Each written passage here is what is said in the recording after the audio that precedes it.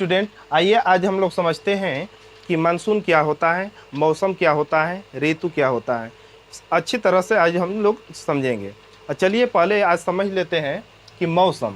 देखिए मौसम क्या होता है। देखिए मान लेते हैं कि कभी जैसा दिन कभी देखे होंगे कि खूब क्या होता है कि बहुत अधिक मात्रा में गर्मी होती है। कभी देखे होंगे ऐसा दिन आता है कि कभी एकदम ठंड होती है। कभी वैसा दिन होता है कि दिन भर रात भर बारिश भी होती है।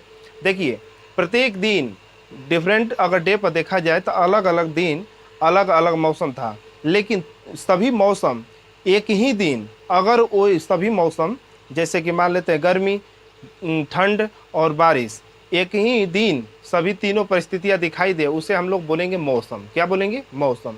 इसे मौसम कहेंगे। देखिए ऋतु क्या होती है? यही मौसम जो होता है, प्रत्येक मौसम जैसे गर्मी हो तो 2-3 महीना हो, मान लेते हैं ठंड हो तो 2-3 महीना हो, बारिश हो तो 2-3 महीना, माने एक खास समय अंतराल पर ये होते ही रहे अपना, तो उसे बोलेंगे ऋतु। क्या बोलेंगे? ऋतु। भारत में 4 प्रकार के ऋतु होते हैं। चलिए देखते हैं। पहला जो होता है दिसंबर से फरवरी तक शीत ऋतु होते हैं। उस समय सूर्य जो होते हैं वो क्या होते हैं कि एकदम कर्क रेखा पर नहीं होते हैं, कर्क रेखा से वो तिरछी दिखाई देते हैं, जिस कारण से शीत ऋतु होती है। अब यहाँ पर सेकेंड में देखेंगे ऋतु तो मार्च से लेकर के मई तक, जिसे हम लोग ग्रीष्म ऋतु कहते हैं, उसमें काफ़ी मात्रा में क्या होता है कि गर्मी होती है। गर्मी होती है उस समय सूर्य क्या होते हैं, बिल्कुल एकदम लंबवत होता है, माने सीधी रेखा पर होता है। अब देखिए जून से लेकर सितंबर तक वर्षा ऋतु होती है, वर्षा ऋतु। अब अक्टूबर से लेकर नवंबर तक शरद ऋतु होती है, शरद ऋतु।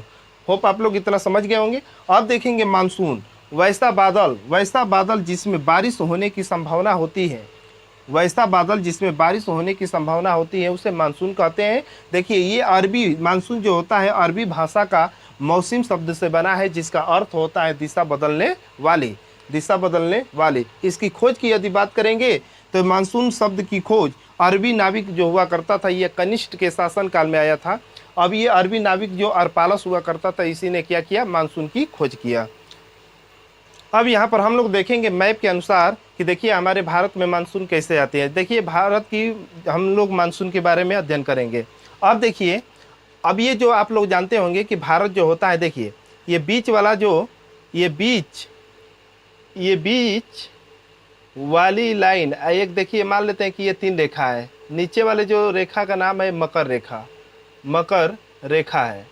और ये सबसे ऊपर वाले जो है ये कर्क रेखा है, कर्क रेखा। ये बीचों बीच वाले जो रेखा है विषुवत रेखा है, विषुवत रेखा। अब चलिए देखते हैं, यदि भारत की बात करेंगे तो भारत के बीचों बीच जो रेखा होती है ये कर्क रेखा गुजरी होती है। कौन सी रेखा होती है? कर्क रेखा। अब ये कर्क रेखा होती है जो आप लोग जानते होंगे कि ये 8 राज्यों से होकर गुजरती है। अब यहाँ पर देखेंगे कर्क रेखा।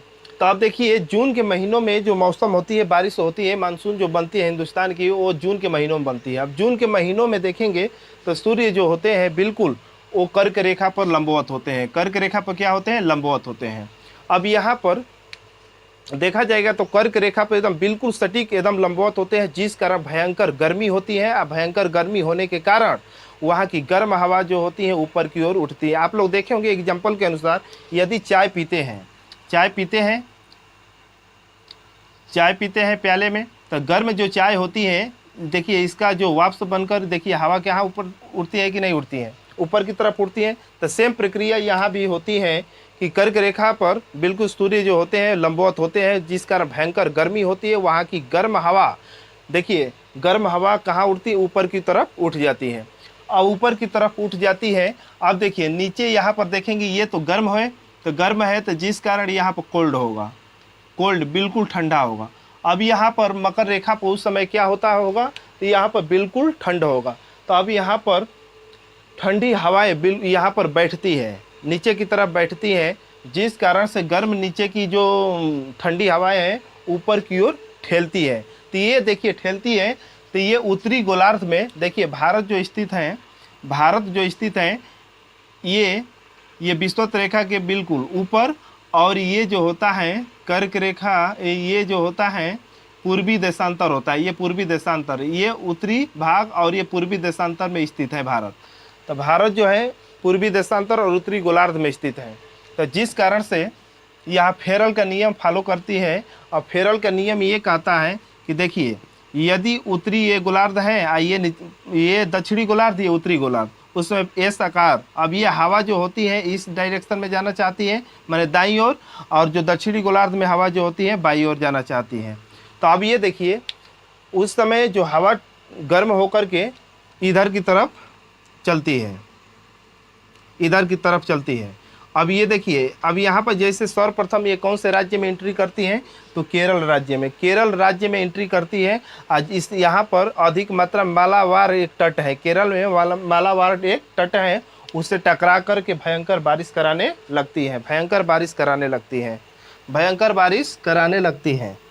अब यहाँ पर भयंकर बारिश कराने लगती हैं, भयंकर बारिश कराने लगती है।